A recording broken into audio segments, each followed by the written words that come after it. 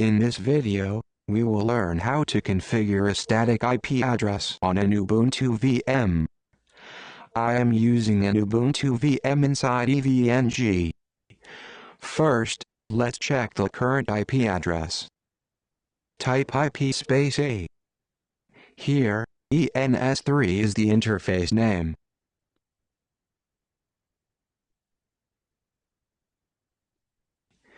The IP address shows the word dynamic, which means it is assigned via DHCP. Now, let's configure a static IP address. To see our network configuration, type cat space /etc/netplan.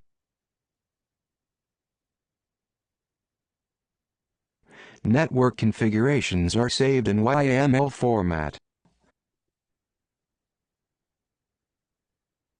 Next, we need to create a new YAML file for the static IP.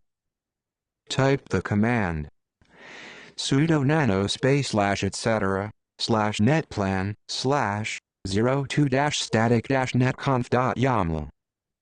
We are using nano as text editor. You can choose any file name, but I am using 02-static-netconf.yaml.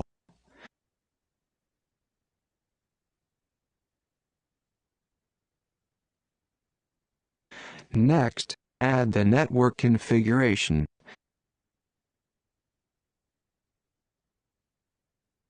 Make sure to replace ENS3 with your actual interface name. DHCP4, no, disables DHCP to use a static IP. Enter your IP in addresses. Enter your default gateway in Gateway 4.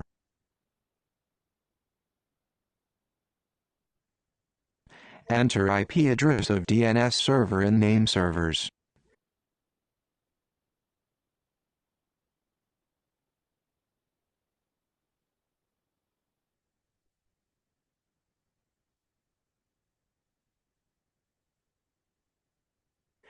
After entering all information, save the file. Press Ctrl+X to exit. Press Y to confirm saving. Press Enter to confirm the file name.